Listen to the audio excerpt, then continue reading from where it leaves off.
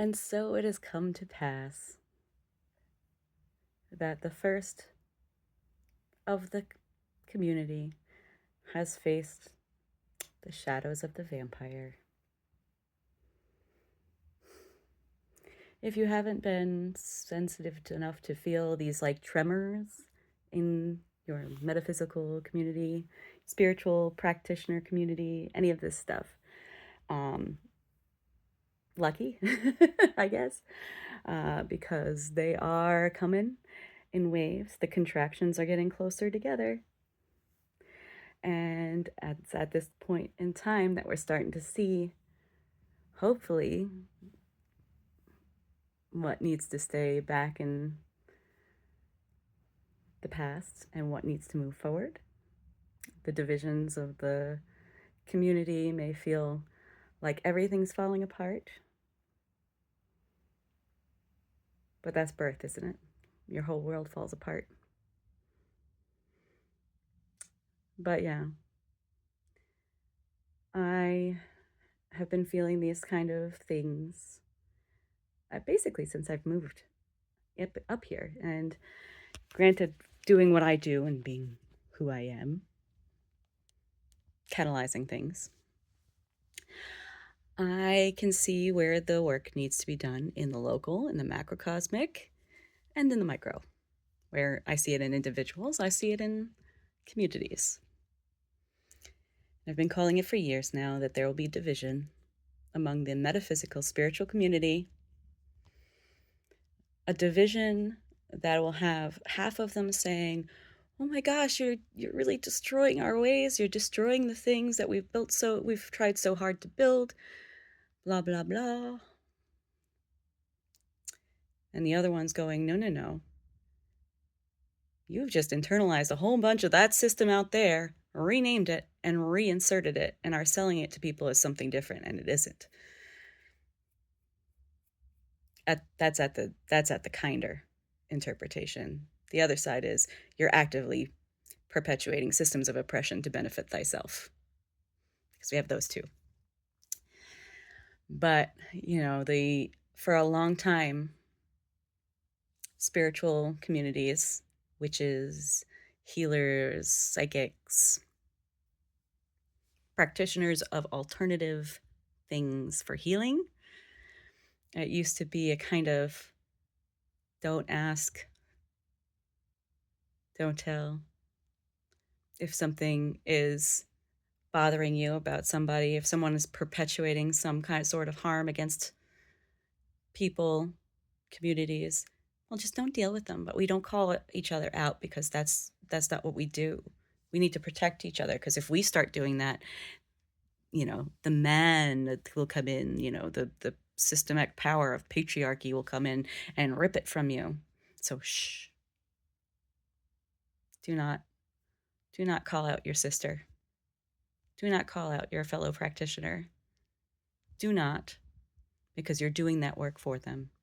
And it's how so many insidious things got into this new age community. Repackaged prosperity gospel, perpetuation of ideas that were formed under eugenics and Nazism, So if you're not deconstructing, or you're at worst, you're coasting, but at worst, you are actively regurgitating things, I'm going to call you out on it. I do this to people who put it on a public forum, because, as is my right, if you put it out there, I'm more than allowed to make comments and challenge that set. I will do it in my local communities, face-to-face, or generally if you put it in a public forum, I'll do it there too. But if you're my friend, if you call yourself a friend and I call you friend, or a friend to be, friend in the interview stage, because it takes time, right? And I call you out on perpetuating a harmful system, and you instead say that I My language is rude, and I could have approached it better. And I say, okay, well, still think that this is harmful? And they say, no, it's not. I don't see it that way. You're being abusive.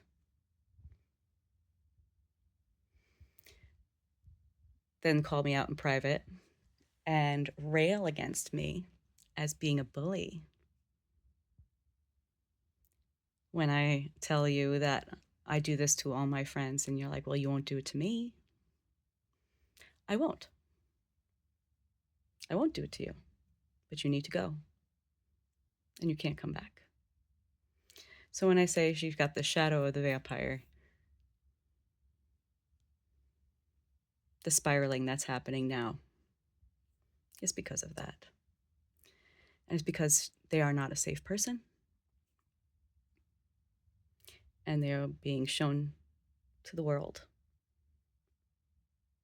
for exactly what they are. And it's up to us as we go through this fractured period to start calling that out. Because that's not mince words. The New Age community has not been an ally to BIPOC, LGBTQ people, to marginalized communities. Yes, it was sometimes a safe haven for those very individuals, but on an individual basis. But on the most part, for the most part, we didn't do so good. Okay? And it's up to us to do the labor to deconstruct, to be vehemently anti-racist, to be constantly challenging those implicit biases as well as the explicit. It's not enough just to be like, well, I don't do that, so I'm not. No, you got to challenge the things that cross your mind.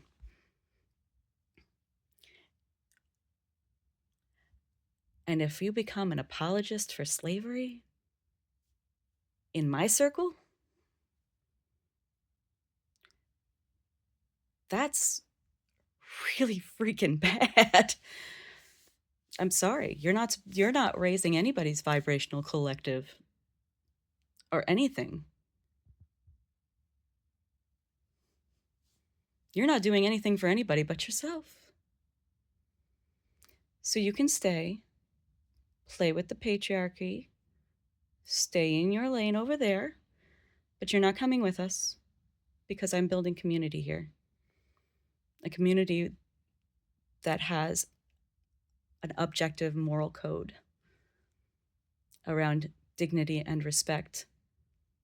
We don't all have to be friends, but we will never, ever view anybody as less than human based on anything because they're human.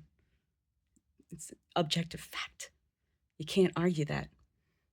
Words have meaning. Human beings are human beings.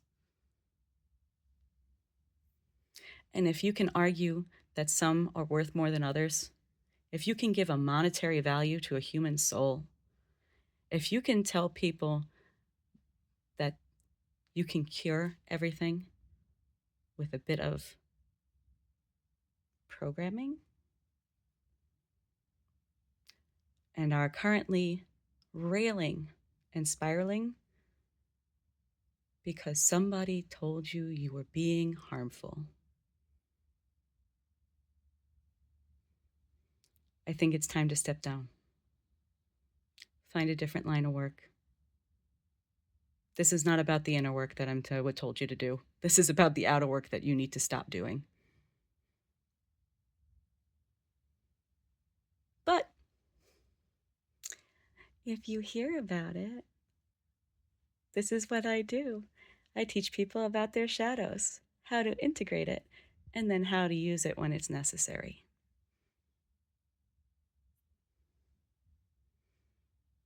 I'm a priestess, and a vampire, and a witch.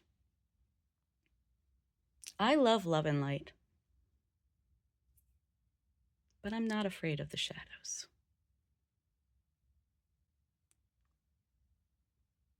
And though it makes me feel icky afterwards, while I'm doing it, absolutely to love it.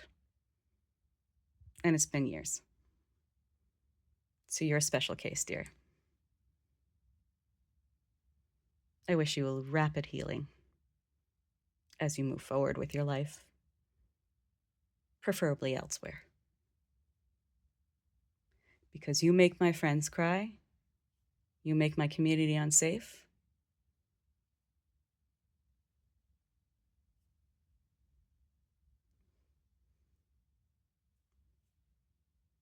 Read my mind. Stay well, friends.